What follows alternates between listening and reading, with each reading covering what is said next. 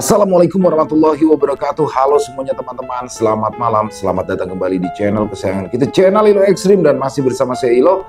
Dimanapun teman-teman berada, semoga teman-teman selalu dalam keadaan sehat walafiat, tanpa kekurangan satu apapun. Amin amin ya robbal alamin. Dan pada kesempatan yang baik ini saya akan membawakan kisah favorit kita semua, kisah dari Om Ras, kisah Meranti. Wow. Tapi sebelum kita masuk ke dalam kisahnya, buat teman-teman yang mungkin belum subscribe channel Ilo Ekstrim, bisa diklik dulu tombol subscribe. Jangan lupa lonceng notifikasinya juga dinyalakan, agar teman-teman selalu mendapatkan notifikasi dari konten-konten yang akan kami upload selanjutnya. Dan untuk channel Ilo Ekstrim kami upload setiap hari teman-teman ya, setiap malam jam 7 malam waktu Indonesia bagian Barat. Oke, nggak pakai berlama-lama lagi, pasti udah nggak sabaran kan untuk masuk ke dalam kisahnya. Kita langsung saja masuk ke dalam kisahnya. Budek horor. Mati suri setelah berjuang melawan santet. Setelah dari penginapan Lanting, Ranti dan Nita pun bergegas pergi untuk menemui istri dari Tono demi bisa menyampaikan pesan dari almarhum Tono. Tidak butuh waktu lama, mereka pun akhirnya bertemu.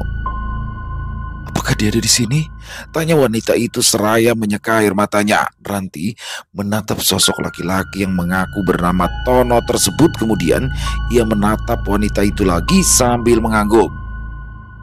"Tolong katakan padanya, aku tidak ingin menikah lagi. Aku akan setia padanya sampai kami dipertemukan lagi nanti di alam sana," kata wanita itu. Ranti menatap Tono. Sosok itu tampak menundukkan kepala. "Dia tidak mengatakan apa-apa," kata Ranti kemudian. Dan setelah sedikit mengobrol, Ranti pun mengajak Ninta untuk berpamitan. Hari itu mereka berencana untuk pulang. "Mampir di pasar sebentar yuk, Ti. Mau beli baju nih." "Iya," jawab Ranti pelan. Pasar saat itu ramai. Hiruk pikuk suara penjual dan pembeli bersahutan. Namun entah kenapa Ranti merasa langkah kakinya berat, seperti ada yang mengikutinya. Sesekali ia menoleh ke arah belakang, tapi hanya ada Nita yang setia berjalan di sampingnya. "Kenapa sih noleh terus ke belakang? Takut dikejar kepala ayam kah?" tanya Nita bercanda. "Enggak, tapi kok aku ngerasa kayak ada yang ngikutin ya, Nit." "Ya iyalah, namanya juga di pasar. Orang ada di depan dan di belakang. Yang papasan kita juga banyak tuh." Ranti tidak menanggapi, dia hanya tersenyum tipis. Lalu kembali melangkah menyusuri lorong-lorong pasar yang sempit. Setelah berbelanja, mereka pun memutuskan untuk pulang. "Kita ke kantor polisi yuk." "Ngapain sih? Gak ada hal-hal yang perlu dilaporkan juga," kata Ranti. Nita tak menjawab, namun bibirnya terlihat tersenyum. Setelah keluar dari jalan perkotaan, Ranti dan Nita pun tiba di jalan menuju ke arah kecamatan yang sepi dan hanya ada pepohonan di kiri kanan jalannya. Belum sampai separuh jalan, Ranti tiba-tiba mengerem motornya secara mendadak, membuat Nita yang ada di belakangnya kaget. "Ih, ada apaan sih, Ti?" tanya Nita seraya membetulkan posisi duduknya. Ranti tak langsung menjawab. Matanya masih terpaku pada sosok nenek-nenek yang sedang berjalan pelan menyeberangi jalan. "Gak apa-apa," jawab Ranti kemudian. "Ya udah lanjut aja kalau nggak ada apa-apa," kata Nita. Ranti pun kembali melajukan motornya. Si nenek sempat menoleh hingga pandangan mata mereka beradu.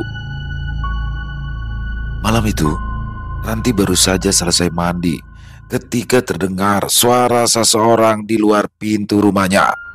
Ketukan berulang terdengar, diiringi suara laki-laki parubaya yang memanggil-manggil nama Ranti. "Assalamualaikum, Ranti. Ranti, kamu di dalam, Nak?" Rustam yang saat itu sedang duduk-duduk bersama istrinya sambil memakan pisang goreng, lantas berdiri dan beranjak ke arah pintu. Sementara Ranti langsung masuk ke dalam kamar untuk berpakaian. "Waalaikumsalam," jawab Rustam setelah pintu rumah terbuka. Terlihat seorang bapak parubaya berdiri di depan pintu, tampak wajahnya dipenuhi oleh keringat. Sementara itu Tidak jauh dari teras rumah Rustam terlihat sebuah sepeda motor terparkir dengan seorang pemuda yang masih duduk di atas motor tersebut, dan ada juga seorang perempuan berdiri di sampingnya membantu menahan tubuh si pemuda agar tidak jatuh. "Nantinya ada, Pak?" tanya orang itu kepada Rustam. Rustam mengangguk. "Iya, ada. Ayo, mari silakan masuk dulu," kata Rustam seraya mempersilahkan tamunya itu untuk masuk ke dalam rumah. "Sebenarnya saya membawa anak saya untuk berobat, Pak. Itu yang laki-laki. Sudah 1 minggu lebih dia sakit. Sebelumnya kami sudah membawanya ke orang pintar di tempat kami, tapi mereka bilang ini bukan gangguan biasa karena ada yang mengirimkan santet, dan santetnya itu sangat berat," kata si bapak. Rustam pun mengangguk. "Ya sudah, bawa saja dulu masuk ke dalam rumah ya, Pak. Semoga nanti anak saya Ranti bisa mengobatinya," kata Rustam kemudian. Rustam lalu membantu si bapak parubaya itu menurunkan anaknya untuk dibawa masuk ke dalam rumah. Ranti baru saja keluar dari kamar dengan mengenakan baju tidur berwarna pink dan rambutnya masih agak basah. Terlihat ibunya Ranti dengan sigap menyiapkan kasur tipis dan juga bantal untuk merebahkan tubuh pemuda itu. Rustam dan si bapak parubaya tersebut lantas menurunkan tubuh si pemuda dengan hati-hati.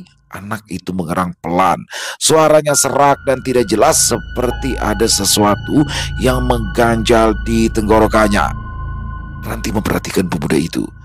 Banyak makhluk yang bersarang di tubuhnya. Makhluk-makhluk yang sudah terlanjur masuk itu sepertinya tidak bisa keluar lagi, entah karena apa. Ranti kembali masuk ke dalam kamarnya, mengambil barang-barang yang diperlukan untuk melakukan ritual. Dengan sigap, Rustam membantu Ranti untuk menghidupkan Prapin. Sementara itu, Ranti mencoba untuk berkomunikasi dengan makhluk-makhluk yang ada di tubuh pemuda tersebut. "Kalian bisa mendengarkanku kan?" Ranti bertanya. Tiba-tiba saja pemuda itu tertawa. "Senang bertemu denganmu, Ranti," kata pemuda itu sambil tertawa. "Oh, kamu tahu namaku ternyata." "Tidak hanya namamu, aku tahu semua tentangmu," Ranti mengangguk. "Aku senang mendengarnya, tapi sekarang bukan waktunya untuk membahas tentang aku. Jadi keluarlah selagi aku minta baik-baik," kata Ranti. Makhluk yang berada di dalam tubuh pemuda itu tertawa terbahak-bahak. "Aku ingin keluar, Ranti, tapi aku tidak bisa," kata pemuda itu setelah tawanya mereda. "Kenapa?" "Tubuh ini memerangkap kami, Ranti. Kami sesak berada di sini." Ranti terdiam. Ia tahu sosok yang merasuki pemuda itu memang tidak berbohong. Ranti kemudian menatap ayahnya. "Mereka terjebak di dalam, Bah," ucap Ranti. "Lalu, apa kamu tahu bagaimana cara mengeluarkan mereka?" tanya Rustam. Ranti mengangguk. "Pak, saya izin ya untuk melukai sedikit kulit anak bapak," ucap Ranti meminta izin pada si pria parubaya. Dengan mantap, si bapak langsung mengangguk setuju. Baik, dengarkan aku. Aku akan mencoba membuka jalan keluar untuk kalian. Tapi tolong keluar satu persatu ya. Jangan membuat kerusakan pada tubuh orang ini," ujar Ranti seraya menatap si pemuda, dan pemuda itu mengangguk. Ranti mengeluarkan pisau kecilnya. Pisau itu ia asapi sebentar, kemudian dengan wajah yang sedikit beringis, Ranti melukai ujung jari si pemuda. Setelah darah luka kecil itu keluar, tubuh si pemuda seketika mengejang. Ranti menunggu makhluk-makhluk itu keluar satu persatu, namun mereka malah berdesak-desakan hingga membuat si pemuda mulai mimisan dan mulutnya mengeluarkan darah. "Satu persatu," bentak Ranti.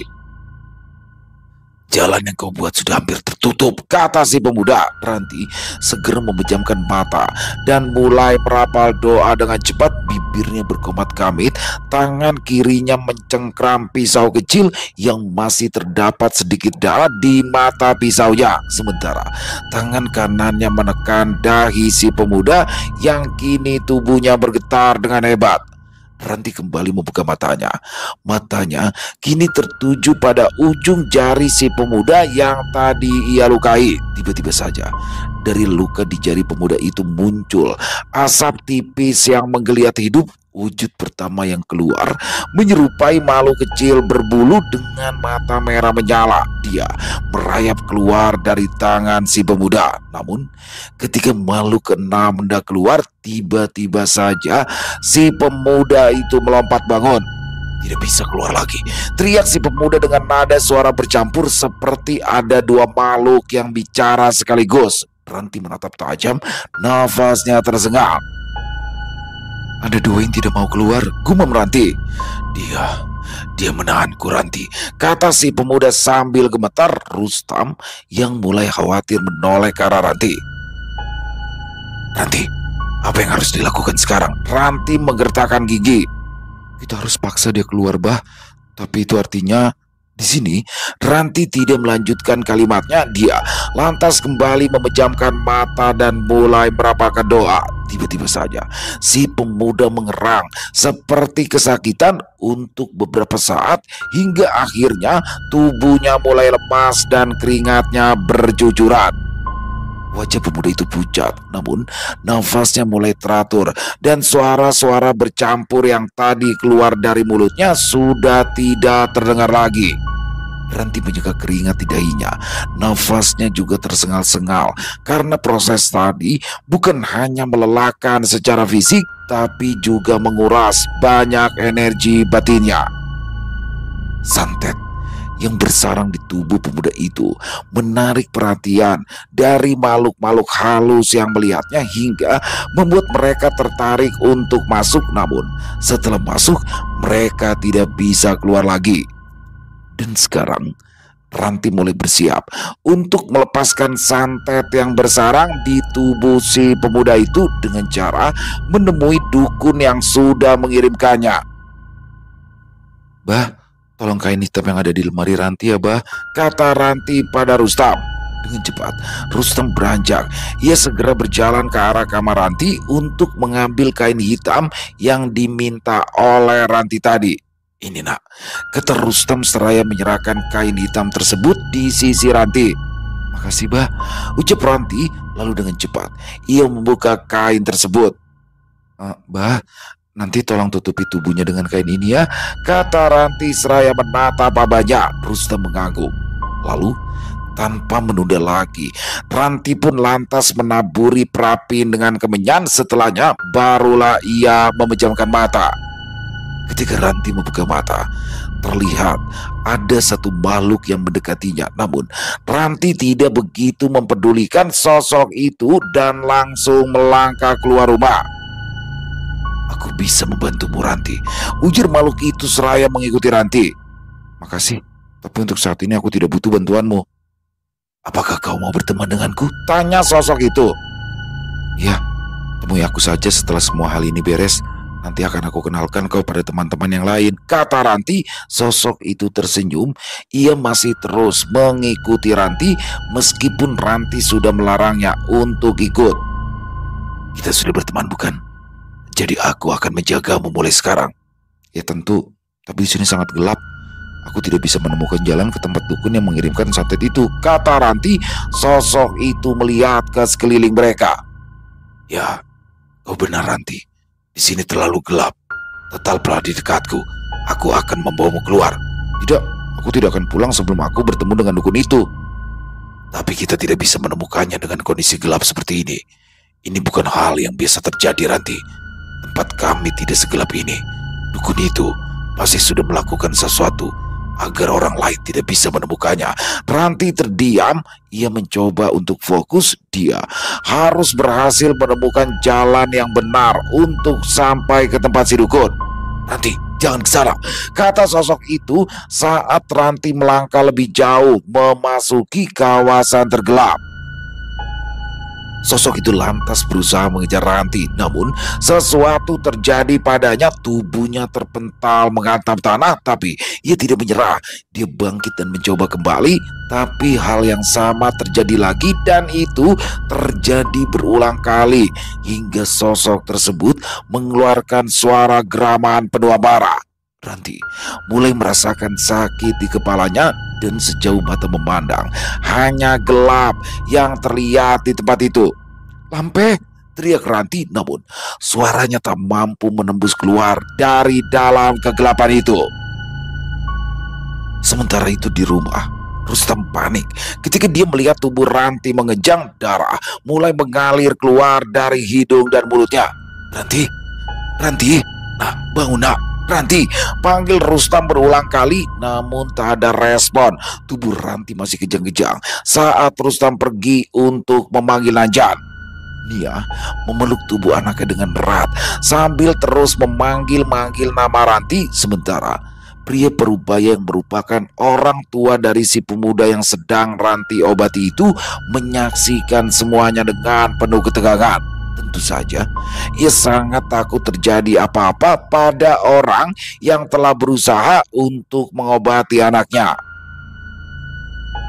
Semakin lama berada di dalam kegelapan itu, kepala Ranti kian terasa menyakitkan. Namun meski begitu, ia terus melangkah untuk mencari jalan menuju ke tempat si dukun yang telah mengirimkan santet pada si pemuda. Langkah Ranti terhenti. Ia merasakan sesak yang teramat sangat di dadanya. Lalu secara tiba-tiba dia jatuh dan ia lupa bagian itu. Tapi yang dia ingat, ketika terbangun, Ranti sudah berada di sebuah tempat yang sulit untuk dideskripsikan. Dan entah bagaimana, saat itu ia berdiri di depan sebuah jembatan dan di bawahnya terdapat kobaran api yang besar. Api itu menyala merah, membuat Ranti bergidik ketakutan. Tiba-tiba saja, seseorang dengan perawakan besar dan tinggi dengan wajah yang tidak terlihat jelas berdiri di samping kiri Ranti. Beberapa kali Ranti berusaha mengerjap-ngerjapkan mata agar ia bisa melihat wajah orang itu dengan jelas, namun tetap saja wajah orang itu hanya terlihat samar-samar. Padahal saat melihat ke arah Ranti, Ranti bisa melihat semuanya dengan jelas. "Ikuti aku," ujar orang itu.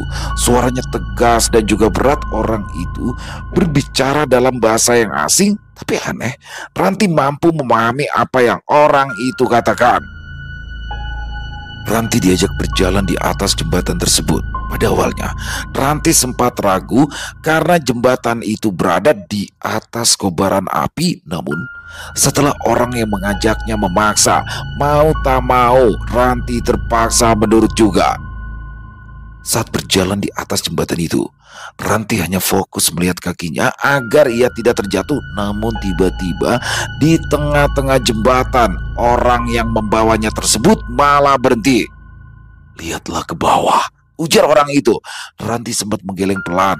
Dia menolak, tapi orang berbadan besar yang memiliki suara berat itu kembali memerintah. Kali ini suaranya lebih tegas, bahkan menggema dan membuat sekujur tubuh Ranti merinding. "Lihat!"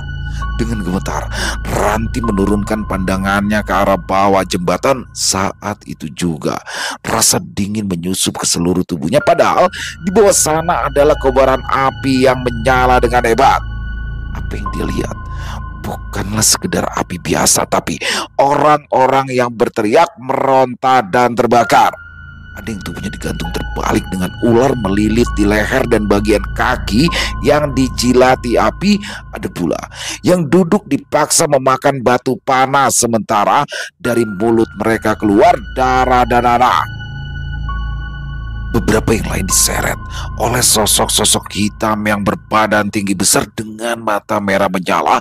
Taringnya mencuat seperti hewan buas. Mereka menghunus cambuk dari api dan memukuli orang-orang itu tanpa ampun. Jerit kesakitan dan putus asa terdengar bersaut-sautan. Ranti menutup mulutnya. Dia ingin berteriak, namun suaranya tak bisa keluar. Sosok di sampingnya berkata, "Mereka adalah orang yang semasa hidup di dunia suka menyiksa sesama.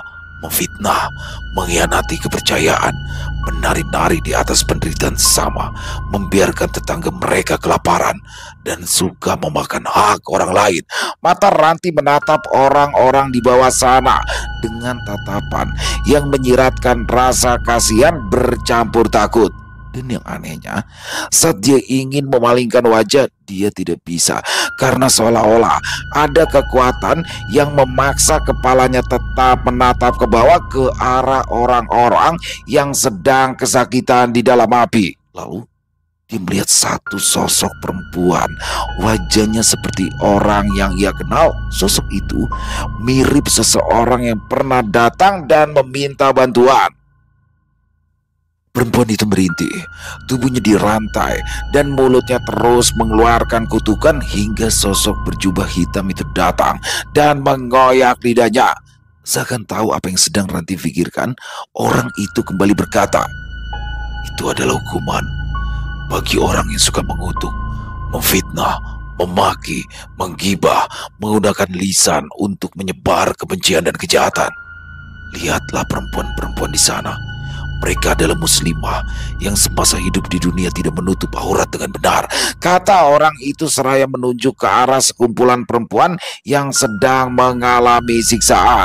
Sebagian tubuhnya digantung terbalik, kepalanya dibiarkan tenggelam di dalam kobaran api.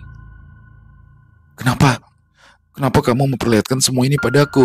Ranti bertanya dengan suara bergetar penuh ketakutan. Takut jika tiba-tiba saja orang itu mendorongnya dari atas jembatan, karena mengingat selama ini Ranti bukanlah seorang muslim yang taat, terutama dalam hal berhijab atau menutup aurat. Sosok itu diam sejenak lalu menjawab, "Karena kau sedang berada di persimpangan. Satu kesalahan besar akan menarikmu ke sini, berkumpul dengan mereka, dan menikmati setiap detik dengan rasa sakit." Jembatan itu mulai bergetar, suara-suara jeritan semakin nyaring, api seakan ingin menjilat kaki mereka. Ranti mundur, namun jembatan di belakangnya kini telah lenyap. "Majulah, kau juga harus ke seberang sana," kata orang itu lagi. Dengan tubuh gemetar ketakutan, Ranti lantas melangkah mengikuti orang itu. Sementara itu di rumah, Amang Nanjan terdiam sebentar sebelum ia menatap ke arah Rustam. Terlihat raut wajah Amang Nanjan tampak sedih dan matanya mulai berkaca-kaca. "Sudah meninggal, Rus," ucap Nanjan pelan setelah memeriksa denyut nadi Ranti. Dia seketika histeris dan Rustam terduduk di samping jenazah Ranti. Dia tidak percaya jika Ranti akan pergi secepat itu. Semuanya terjadi begitu saja. Tak ada tanda-tanda ataupun firasat bahwa Ranti akan pergi meninggalkan mereka. Kembali ke situasi Meranti. Di ujung jembatan itu berdiri seseorang yang wajahnya tampak samar-samar, sama persis seperti orang yang mengantarnya tersebut. Wajah mereka tidak bisa dilihat dengan jelas oleh Ranti. Namun meski begitu, Ranti tahu orang itu seperti sedang tersenyum menyambut kedatangannya dengan hangat. "Pilih jalanmu sebelum waktumu di dunia habis," ujar sosok yang mengantarnya itu sebelum meninggalkan Ranti. Saat kakinya menginjak tanah itu, hatinya bergetar. Sebuah kedamaian yang belum pernah ia rasakan menyelimuti seluruh tubuhnya. Udara di sekitarnya sejuk dan juga lembut. Tidak ada panas, tidak pula dingin. Tapi meski tak ada matahari, seluruh tempat itu bercahaya lembut dengan sinar hangat yang berasal entah dari mana. Mungkinkah dari langit, atau mungkin dari dalam orang-orang yang tinggal di sana. Di hadapannya terbentang taman-taman yang indah, dipenuhi pohon-pohon besar yang daunnya hijau mengeluarkan aroma harum yang menenangkan. Sungai-sungai tampak mengalir di bawahnya, tapi bukan seperti air pada umumnya, melainkan sungai itu dilintasi air susu dan madu, serta berbagai macam jenis minuman yang tampak menyegarkan. Orang yang menemaninya itu berkata, "Inilah tempat bagi orang-orang yang semasa hidupnya senantiasa berbuat kebaikan dan beriman kepada Allah. Di sini tidak ada rasa sakit, tidak ada air mata, tidak ada waktu yang berlalu, dan kau diberi kesempatan sebentar untuk bisa melihatnya. Suara orang itu begitu lembut dan juga hangat, sangat berbeda dengan orang yang pertama ditemuinya tadi. Setelah diajak untuk melihat-lihat tempat itu, langkah mereka pun terhenti. Orang itu menatapnya dan berujar, "Sampaikan kepada mereka bahwa tempat ini benar adanya." Ranti mengangguk dan seketika tubuh Ranti seperti ditarik dengan sangat kencang ke arah belakang, lalu semuanya menjadi gelap, hening. Ranti membuka mata. Beberapa kali ia mengerjap matanya, menyapu ke sekeliling. Tampak ada kerangkeng besi yang ditutupi dengan kain berwarna hijau. Dan entah apa penyebabnya, sampai ia berada di dalam benda itu, nafas Ranti mulai terengah. Dia kesulitan untuk bernafas dikarenakan ada sesuatu yang menyumbat lubang hidungnya. Namun saat akan menggerakkan tangan dan juga kaki, tubuhnya seperti ditahan oleh sesuatu, dan Ranti juga merasakan ada benda aneh di dalam mulutnya. Ketika lidahnya berusaha keras mendorong benda yang menyumpal mulutnya tersebut, terasa benda itu seperti berserabut. Di luar terdengar suara orang-orang yang sedang membacakan tahlil secara terus-menerus, dan benda yang membawanya itu juga seperti sedang berjalan, atau lebih tepatnya mungkin digotong. Disitulah Ranti baru menyadari bahwa ia tengah berada di dalam sebuah keranda jenazah dan mungkin sedang diantar untuk menuju ke pemakaman. Ranti berusaha membebaskan diri dengan cara menggerak-gerakkan tubuhnya agar orang-orang yang membawanya tersebut tahu bahwa ia masih hidup, namun tubuhnya terasa cukup lemah. Ranti pun berhenti bergerak sebentar, tapi karena gerakannya tadi, akhirnya ada orang yang menyadari mereka. Yang menyadari lebih awal itu ialah mereka yang paling dekat dengan bagian kepala Ranti. Mereka saling tatap, namun terus melanjutkan langkah, mencoba untuk tidak menghiraukan pendengaran mereka. "Ada apa, Pak?" tanya salah satu orang yang menyadari kedua orang itu seakan menyembunyikan sesuatu. Tapi belum sempat orang itu menjawab, Ranti yang berada di dalam keranda kembali bergerak untuk memiringkan tubuhnya. Tapi kali ini gerakan itu lebih terasa dan akhirnya membuat orang-orang yang mengiringi jenazahnya itu beristighfar. Mungkin mereka mengira jika itu adalah azab atau jenazah Ranti sedang dirasuki oleh jin. Saat angin kencang berembus, kain penutup keranda tersingkap, memperlihatkan wajah Ranti yang sedang melotot dengan mulut dan hidung yang masih disumpal kapas seakan meminta untuk dikeluarkan. Alhasil itu membuat orang yang mengangkat kerandanya melepaskan tangan dan berlari ketakutan. Keranda tersebut akhirnya terjatuh karena kehilangan keseimbangan hingga membuat Ranti terguling ke tanah. Tubuh Ranti yang terbalut kain kafan itu menggeliat-geliat di atas sana. Rustam terduduk. Ia syok dan tidak percaya, sementara ibunya Ranti yang diapit oleh dua ibu-ibu tetangga langsung jatuh pingsan. Dan Awang yang ternyata juga berada di sana tampak menatap adik kesayangannya itu dengan mulut terbuka. Dia bingung, takut, tapi juga sekaligus senang. Namun itu hanya sesaat. Kemudian Awang langsung bergegas mendekat ke arah Ranti. "Ranti?" tanya Awang. Ranti terbatuk ketika kapas yang menyumpal mulutnya itu berhasil ia keluarkan. "Kenapa menyumpal mulutku dengan kapas sebesar itu?" ujar Ranti setengah marah. Ranti, kamu masih hidup?" tanya Awang tak percaya. "Ya iya, masa orang mati mana mungkin bisa marah-marah begini?" ujar Ranti kesal. Raut wajah Awang langsung berubah. Dari yang awalnya sedih dan ketakutan, kini wajahnya tampak ceria. "Alhamdulillah ya Allah, alhamdulillah. Adikku masih hidup, adikku masih hidup!" Awang berteriak nyaring, membuat orang-orang saling pandang dan mengatakan hal-hal yang tak apa itu. "Bah, Ranti masih hidup, Pak," kata Awang. Rustam mengangguk. Senyumnya tertahan, namun sangat jelas ada rasa lega yang terlihat dari wajahnya. Bergegas, Awang menggendong sang adik dan membawanya pulang ke rumah dengan Ranti yang masih mengenakan kafan. Dia tidak peduli dengan apa yang orang-orang desa katakan tentang Ranti yang hidup kembali itu. Kenapa aku mau dikubur? Tanya Ranti dalam perjalanan pulang menuju ke rumah. Kamu itu sudah meninggal 2 hari yang lalu, Ranti.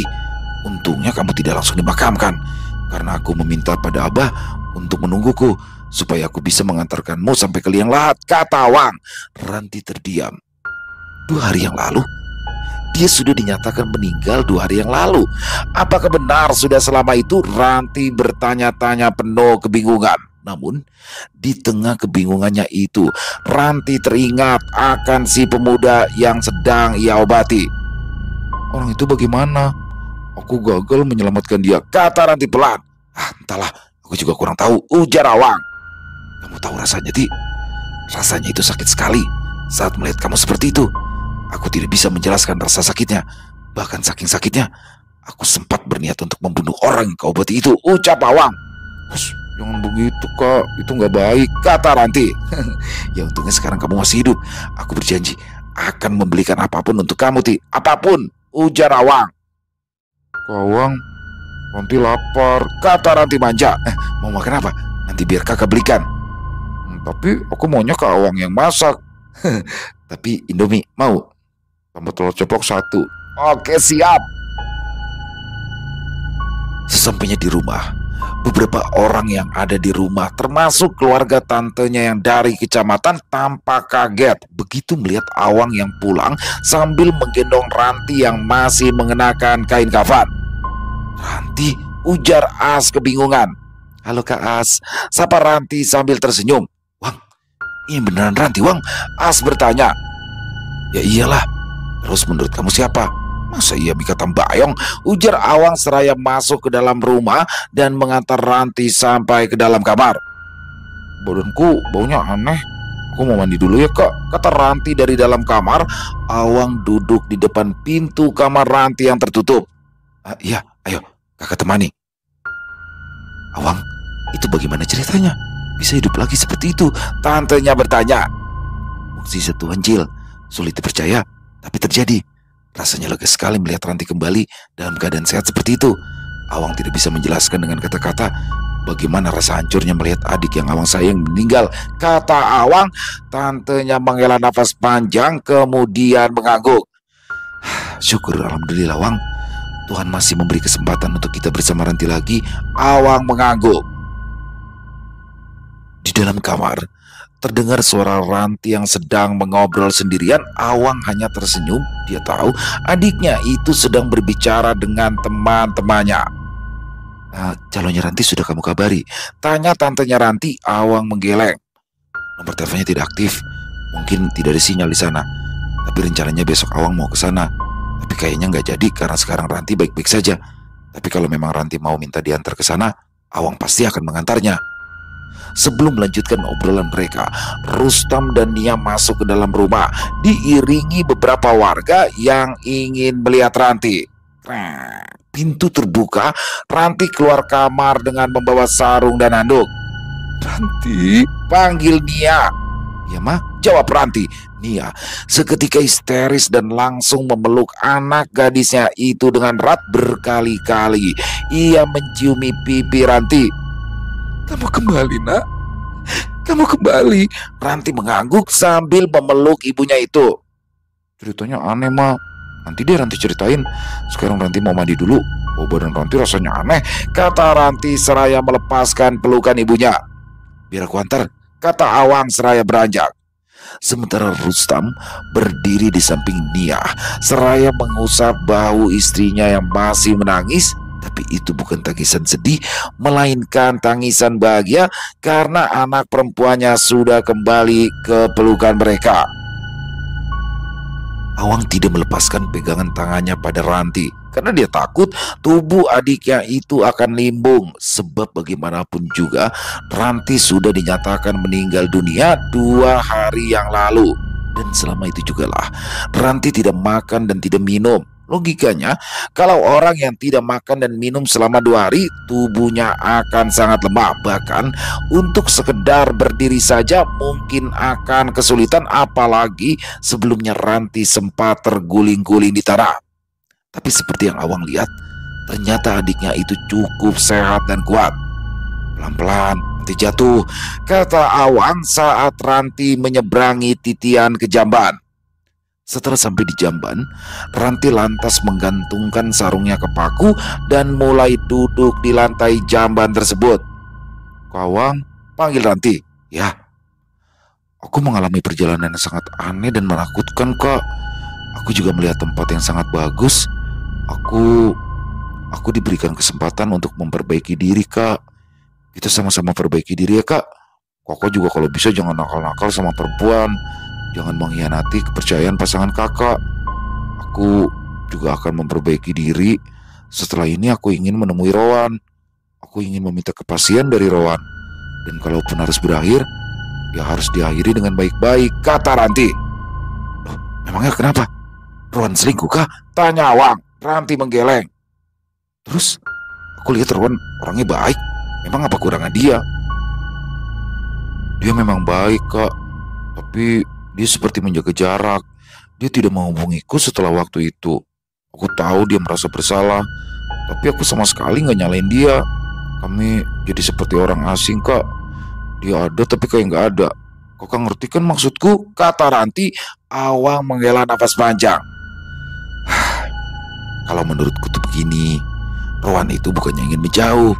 Tapi aku rasa dia masih merasa bersalah sama kamu, sama Abah, sama kita semua. Karena sudah memutuskan berhenti dari pekerjaan itu. Tapi di sisi lain, dia juga sayang sama kamu. Sesama laki-laki kakak juga bisa merasakan perasaan Rowan. Saat ini, dia itu tidak menghubungimu bukan karena dia tidak ingin. Tapi karena, ya pasti dia belum dapat pekerjaan yang layak untuk melamar kamu. Ya menurutku lebih baik kamu dan aku ya kita ke rumahnya lah. Kita silaturahmi dan bertanya kabar Rowan. Apa kabar mereka berdua? Kata Awang. Nanti dulu. Kamu tidak ada main sama laki-laki lain kan? Awang bertanya dengan hati-hati. Enggak kok, enggak ada. Nanti menganggap Jamie itu cuma teman aja. Dan aku juga berusaha menjaga jarak dari dia. Kita tuh yang selalu ngasih tahu Jamie. Kau yang pernah aku ceritain ke kakak. Ya kamu sih. Teman kayak Nita masih ditemani aja. Itu gak baik, Ti. Bisa mempengaruhi teman. Kan masih banyak teman yang lain. Kenapa harus Nita sih? Ranti terdiam. Ingat gak? Dulu diapain aja sama dia? Kata Awang lagi. Baik boleh. Tapi jangan mau dimanfaatkan dan diatur-atur. Contohnya begini. Dia kan udah tahu kalau kamu sudah punya calon suami.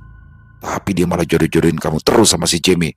Menurut kamu itu jenis teman yang baik atau tidak? Lanjut Awang. Ya Kak Awang. Ranti juga baru sadar. Dan Ranti janji deh gak akan temenan lagi sama Nita. Awang mengangguk.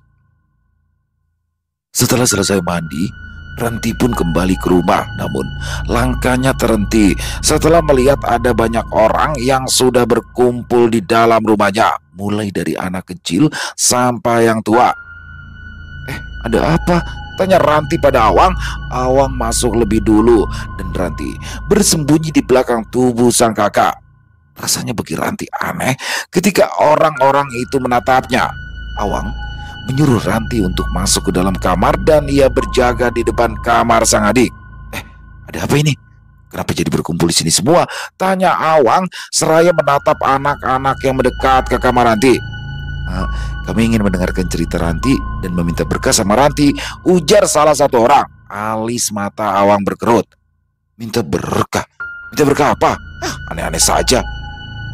Orang yang mati suri itu istimewa. Enggak ada. Kalau minta keberkahan itu sama Tuhan, bukan sama Ranti, ujar Awang. Lama-lama kalian bisa jadi perkumpulan sekte sesat karena meminta berkah dari Ranti. Lanjut Awang lagi. Orang-orang itu terdiam. Mereka berbisik-bisik. Namun kemudian salah satu dari mereka mengatakan kalau mereka hanya bercanda. Sebenarnya mereka hanya penasaran dengan apa yang dialami Ranti saat Ranti dinyatakan meninggal dunia. Ya, kalau memang mau mendengar cerita Ranti, tolonglah lihat-lihat dulu kondisinya. Ranti ini masih lemah, makan saja juga belum. Nanti kalau Ranti sudah pulih, dia pasti akan bercerita ke kalian semua, kata Awang. Orang-orang itu kembali berbisik-bisik, namun mereka tetap tak beranjak. Dan ketika Ranti keluar dari kamar, mereka langsung menyerbu Ranti dengan pertanyaan-pertanyaan. Awang tak berkedip menatap Ranti Gadis itu keluar dengan mengenakan kerudung dan baju serta celana panjang yang longgar. Ranti tersenyum menatap orang-orang itu. Aku tidak tahu ini bisa diceritakan pada orang lain atau tidak. Tapi aku membawa pesan. Kata orang yang sudah membawa saya disuruh menyampaikan kalau tempat itu benar-benar ada. Kata Ranti lalu kemudian ia mulai bercerita. Saat menceritakan bagian orang-orang yang disiksa, Ranti sempat menangis. Setelah menceritakan semuanya, Ranti pun meminta maaf pada semua orang yang ada di sana atas setiap kesalahan yang pernah ia perbuat, mau itu disengaja ataupun yang tidak disengaja. Suasana di rumah Ranti saat itu seperti saat di hari Lebaran, mereka saling bermaaf-maafan dengan berlinang air mata. Beberapa hari kemudian, setelah kejadian itu, Awang sama Ranti pergi dulu ya, Ma. Bah, kata Awang berpamitan pada kedua orang tuanya. Hati-hati ya kalian berdua. Jaga baik-baik adikmu itu, kata sang ibu dengan mata berkaca-kaca seolah takut melepaskan kepergian Ranti. Awang mengangguk. Setelah bersalaman, mereka pun lantas naik ke atas motor milik Awang. Kayaknya mendingan motorku aja deh, Kak. Yang ini ketinggian, kata Ranti setelah berada di atas motor. Masalahnya aku yang gak enak sama Rohan kalau pakai motormu. Gak apa-apa kok, Rohan gak akan marah. Sekarang akunya yang gak nyaman nih kalau naik motor ini, ketinggian, kan jadi susah pegangan, kata Ranti manja. Akhirnya, demi kenyamanan sang adik, Awang pun mengalah. Mereka kemudian berangkat dengan menggunakan sepeda motor milik Ranti yang dulu dibelikan oleh Rohan. Di sepanjang perjalanan, hati Ranti terus berdegup kencang. Entah apa, mungkin itu karena ia akan menanyakan kepastian pada Rohan, kepastian tentang arah dan tujuan hubungan mereka. Kakak yakin tahu jalannya? Tanya Ranti. Iya, kenapa memangnya? Kayak nggak pernah ke rumah mereka aja sih, saut Awang. Ranti pun terdiam. Gimana kabar hubungan kakak sama Maria? Tanya Ranti. Dia sudah dijodohkan dengan yang seagama. Ya apa boleh buat, Ti? Cewek lain masih banyak kok, jawab Awang. Kenapa tidak diperjuangkan? Berarti perbedaan kami itu tidak mungkin untuk disatukan. Loh, bukannya pasangan pada umumnya itu memang berbeda ya, laki-laki dan perempuan. Apa sekarang Kak Awang sudah belok, lalu mencari yang sama gitu? Kata Ranti berselorok. Awang tertawa. Memangnya kamu mau kalau kakak begitu? Tanya Awang. Enggak lah, nanti kan cuma bercanda. Makanya jangan mancing-mancing. Tapi nanti dulu deh, emangnya kakak ada arah ke situ? Ya enggak lah, aku nggak bisa kalau nggak makan kangkung, ujar Awang. Loh, apa hubungannya? Nggak tahu lebih baik daripada serba tahu. Jadi mual ya, ujar Awang. Aneh, kayak orang mabuk gitu nggak nyambung, ujar Ranti. Jantung Ranti berdegup semakin kencang saat Awang berhenti untuk memastikan jalan setapak itu merupakan jalan ke arah rumah Robert dan Rohan. Tapi seingatku jalannya memang ini deh, gumam Awang, lalu melanjutkan perjalanan melewati jalan setapak tersebut. Dan benar saja, setelah memasuki jalan setapak itu, terlihatlah rumah Robert. Robert yang saat itu sedang membelah kayu bersama Sidang langsung menoleh ke arah mereka. Ranti sapa Robert sambil melambaikan tangan kirinya sementara tangan kanannya masih memegang kapak. Robert yang saat itu tidak mengenakan baju, terlihat tubuhnya dipenuhi keringat dan banyak terdapat serpian dari kayu-kayu yang sedang dibelahnya. Awang menurunkan standar motornya, kemudian turun dan menghampiri Robert. Apa kabar bro? Ujar Awang sambil tersenyum dan mengangkat tangannya. Robert tersenyum. Cuti kah? Robert bertanya. Ya begitulah, apa kabar? Ya seperti yang kau lihat. Ayo silakan masuk. Aku bersih-bersih badan dulu, ujar Robert lalu mengantar Awang dan Ranti untuk naik ke rumahnya lebih dulu. Namun Ranti hanya duduk-duduk di teras sementara Awang mengikuti Robert yang kembali turun ke tanah dan berjalan ke arah dapur untuk membersihkan tubuhnya. Rohan di mana? Tanya Awang dengan bibir tersenyum. Robert menatap Awang sebentar, lalu kemudian ia mengajak pemuda itu untuk naik lewat ke dapur. Sambil mandi, Robert menceritakan apa yang sudah menimpa Rohan kepada Awang. Awang mendengarkan cerita Robert dengan wajah yang menunjukkan keprihatinan. Tapi sekarang, dia sudah mulai bisa berjalan lagi. Sebenarnya, dia sudah dapat pekerjaan, dan bosnya bilang, kapanpun dia ingin bekerja, lowongan itu masih tersedia untuknya. Aku tidak akan pernah lupa, karena membantuku, dia jadi sampai seperti itu. Aku benar-benar merasa bersalah pada Roan dan juga Ranti. Aku tidak bisa memaafkan diriku sendiri kalau sampai hubungan mereka berantakan, ujar Robert. Awang menghela nafas panjang. Ya, namanya juga musibah. Tidak ada yang tahu kapan terjadinya dan tidak ada yang mau itu terjadi. Kami juga baru saja mengalami hal yang sulit dijelaskan. Tapi syukurlah semuanya sudah baik-baik saja, kata Awang. Apa itu? Tanya Robert. Awang kemudian menceritakan apa yang terjadi pada Ranti. Robert mendengarkan dengan seksama. Kalau memang seperti itu ceritanya, pantas saja aku tadi melihat Ranti seperti dikelilingi cahaya putih, ujar Robert, lalu mengambil handuknya yang tergantung di atas tiang bambu. Selesai. Wow, luar biasa kisah Meranti, kisah dari Om Ras. Waduh, jadi di sini bagaimana Meranti ya? Memang dia gemar buat menolong, nggak pakai pandang bulu. Ada orang datang minta tolong, ditolongin. Dan sampai itu akhirnya membahayakan nyawa Meranti sendiri. Jadi padahal udah diperingatin tuh Meranti, jangan masuk ke situ, itu terlalu gelapnya berbeda. Tapi dia tetap masuk, sehingga di sini Meranti mengalami mati suri ya teman-teman ya, 2 hari. Dan saya coba kasih disclaimer di sini bahwasanya yang dimaksud dalam kisah Om Ras tadi itu, Om Ras juga tidak menuliskan ya itu surga dan neraka. Jadi intinya jangan sampai ada salah paham di sini. Kalau bisa jadi itu adalah gambaran tentang surga dan neraka, tapi bukan yang sesungguhnya. Jadi jangan sampai nanti ada yang salah kaprah ya, karena wah kayak Nabi masuk ke surga masuk ke neraka. Enggak, di sini hanya dan mati suri itu banyak loh teman-teman ya.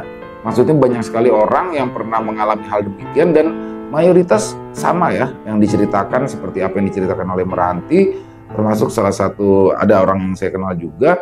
Tapi ya itu, kita ambil sisi baiknya saja, sisi positifnya saja, seperti Meranti menyampaikan kepada keluarga dan juga teman-temannya bahwasanya ya sudah kita saling memaafkan saja dan semua itu benar adanya. Wah, jadi menafsirkan aja masing-masing ya teman-teman ya. Luar biasa sekali kisahnya dan bagaimana di akhirnya, di endingnya.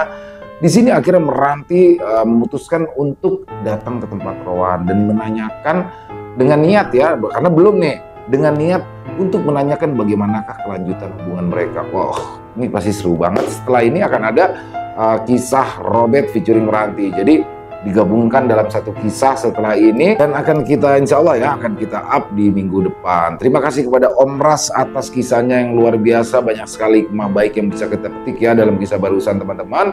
Buat teman-teman yang punya komentar bisa menuliskan di dalam kolom komentar. Buat yang suka dengan videonya bisa diklik tombol like atau tombol jempolnya. Boleh juga dibantu di share ya link videonya ini ke teman-teman yang lain agar juga ikut merasa terhibur. Di akhir kata, saya Ilo mengucapkan permohonan maaf apabila mungkin dalam pembawaan kisahnya barusan ada kata-kata saya yang salah ataupun ada kata-kata saya mungkin yang kurang berkenan. Saya mohon dibukakan pintu maaf yang seluas-luasnya. Sampai berjumpa lagi di konten-konten kami selanjutnya. Pasti tidak kalah ngerinya, pasti tidak kalah seramnya. Masih bersama saya Ilo di channel Ilo Ekstrim. Salam sehat, sukses selalu untuk kita semua. Wassalamualaikum warahmatullahi wabarakatuh.